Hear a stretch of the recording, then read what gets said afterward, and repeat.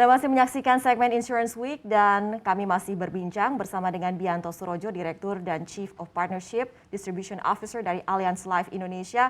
Pak Bianto, kita lanjutkan lagi dialog dalam Insurance Week ini. Seperti apa Anda mencatat, Pak, untuk tren permintaan asuransi kesehatan? Bagaimana, apakah trennya cukup positif, Pak? Ya, sebenarnya dengan kenaikan penjualan asuransi kesehatan yang terjadi dalam 1 tahun terakhir kemarin, itu kami merasa masih terindikasi bahwa demand itu masih tinggi. Walaupun kita juga tidak bisa pungkiri sebagai akibat pandemi ini, kekuatan ekonomi para customer kan banyak juga yang berkurang kan.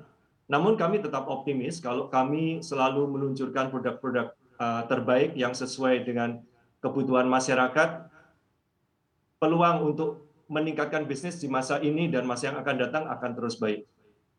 Iya, Pak Bianto, terakhir ini Allianz meluncurkan produk kesehatan yang sangat kompetitif sekali dari sisi value for money ya Pak. Seperti apa Anda melihat potensinya untuk bisa mendongkrak penjualan dari produk Allianz di sisa tahun ini?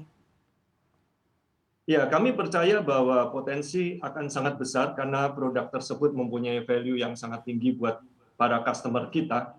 Dan tentu saja saat ini kalau kita dibandingkan dengan masa sebelumnya, customer pada umumnya lebih menyadari mengenai risiko kesehatan maupun risiko kematian kan karena pandemi yang terjadi sekarang ini. Jadi dari demand masih cukup besar. Sehingga kami ke depannya akan terus mempertahankan beberapa strategi kami seperti melihat peluang-peluang untuk meluncurkan produk-produk yang inovatif sesuai dengan kebutuhan yang terakhir, lalu juga meningkatkan kemudahan customer untuk mengakses layanan kami, itu terus akan kami tingkatkan. Oke. Pak, untuk asuransi kesehatan ke depan, terutama di masa pandemi ini, mungkin selama ini nasabah merasa tidak ada urgensi untuk mempunyai asuransi kesehatan pribadi, misalnya mengandalkan asuransi kantor. Dan sekarang di tengah pandemi seperti ini, Anda melihat seberapa prospektif, Pak, untuk asuransi dengan rider kesehatan ini? Itu akan sangat prospektif ya. Sebenarnya kalau kita bicara dengan customer kan tidak semua customer itu mempunyai asuransi di kantor juga. Banyak customer yang nature pekerjaannya entrepreneur atau yang lebih independen juga kan. Jadi Betul. perlindungan itu akan sangat diperlukan dan kita juga cukup optimis karena kita juga melihat bahwa para customer ini dengan adanya pandemi ini melihat bahwa kebutuhan biaya kesehatan itu juga meningkat ya, termasuk risikonya segala. Jadi mereka pada umumnya sebenarnya lebih sadar. Ketika tim pemasaran kita berbicara dengan customer, mereka juga melihat bahwa risiko itu memang perlu di-cover kan, bukan hanya risiko kesehatan saja ya. Kalau kantor kan biasanya hanya mengcover risiko kesehatan aja kalau kebetulan orang yang bekerja di kantor. Tapi risiko mengenai kematian atau kadang-kadang financial planning itu adalah aspek lain yang juga diperlukan. Semakin terasa urgensinya ya Pak Bianto. Kemudian soal Betul. pemasaran dengan jalur bank assurance nih, apa yang menjadi catatan Anda Pak untuk sisi peluang dan juga tantangannya nih Pak? Iya.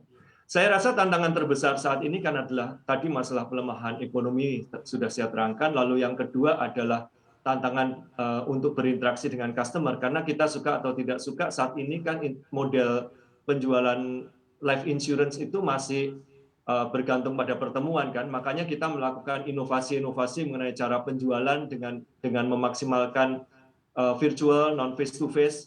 Kami harapkan itu penyesuaian-penyesuaian tersebut akan bisa membantu.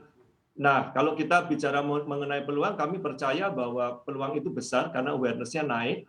Mungkin pada saat pandemi ini peluang masih agak tertahan karena kondisi ekonomi, tapi kami harapkan setelah kita keluar dari pandemi ini, kondisi ekonomi kan akan kembali, sedangkan kesadarannya tinggi.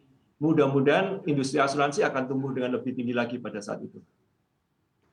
Iya, begitu juga yang jadi harapan kita semua ya Pak Bianto. Kemudian kalau dari sisi klaim nih Pak, berdasarkan data untuk klaim yang melalui jalur bank assurance dibandingkan dengan porsi klaim secara total yang sudah dibayarkan oleh Allianz Life Indonesia ini seperti apa Pak?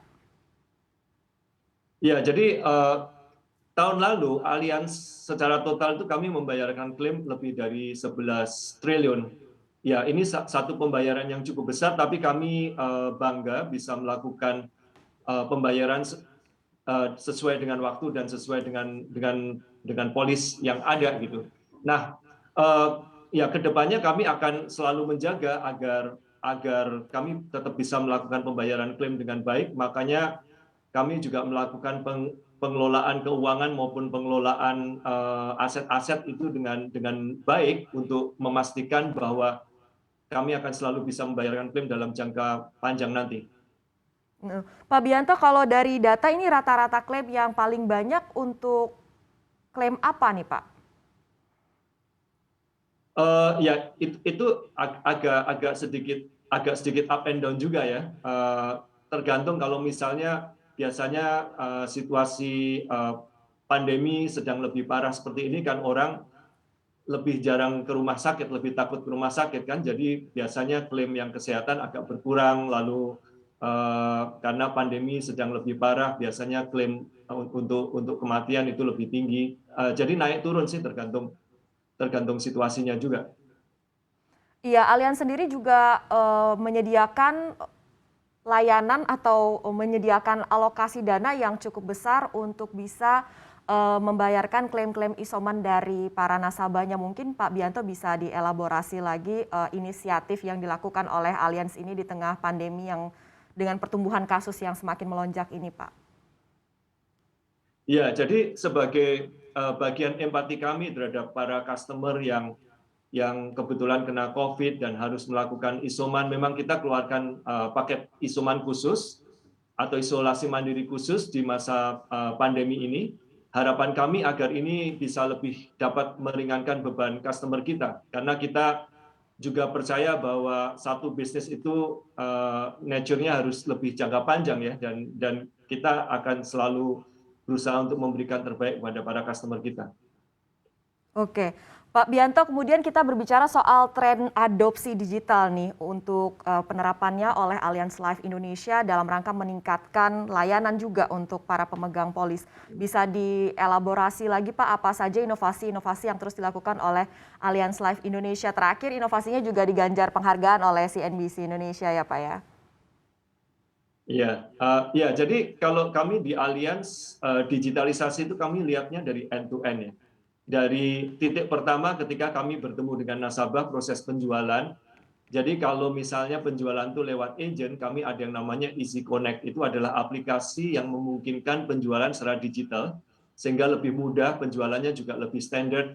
Kalau kita melalui jalur bank insurance, para tenaga pemasar kita itu menggunakan iPad semuanya, sehingga penjualan dapat dilakukan dengan lebih komprehensif dan lebih transparan. At the end of the day kan kita senang juga kalau customer itu bisa membeli produk yang sesuai dengan keinginannya. Itu pada proses penjualan.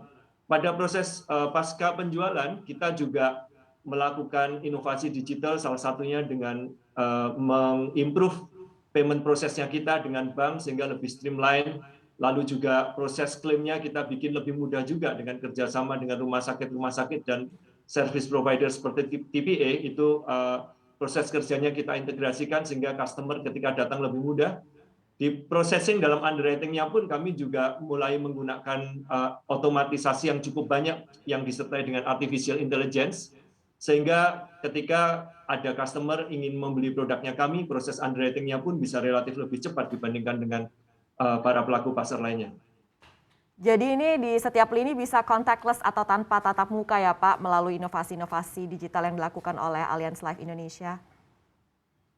Iya, betul. Dan kedepannya kami akan terus melihat peluang mana saja yang kami bisa simplify digitalisasi, intinya supaya customer experience itu bisa semakin improve dari waktu ke waktu. Iya, Pak Bianto sebagai closing statement seperti apa harapan Anda Pak untuk industri asuransi jiwa di sisa tahun ini dan juga mungkin kalau ada harapan untuk regulator? Ya, harapan kami adalah supaya industri asuransi ini bisa berkembang, tentu saja perlu kerjasama yang baik antara para stakeholder di dalam industri ini ya, untuk selalu menyediakan produk yang terbaik buat customer dan menjual dengan cara yang paling proper ya, dengan transparan, sehingga pada akhirnya customer itu bisa membeli sesuai dengan value yang diharapkan, dan at the end of the day kita harapkan penetrasi asuransi di Indonesia yang 2% dari GDP ini bisa meningkat dengan pesat ke depannya. Karena kita percaya kan bahwa asuransi itu produk yang memberikan empowerment keuangan kan, baik untuk individu, untuk keluarga, yang pada akhirnya secara agregat juga akan sangat berguna buat negara juga. Iya, betul sekali Pak Bianto Surojo. Terima kasih banyak sudah bergabung bersama kami dalam segmen khusus. Bersama kami di Insurance Week, Pak Bianto Surojo, Director and Chief of Partnership Distribution Officer Allianz Life Indonesia. Jangan lupa install aplikasi CNBC Indonesia di App Store maupun di Play Store untuk mendapatkan informasi dan perkembangan terkini dari berita-berita ekonomi dan bisnis.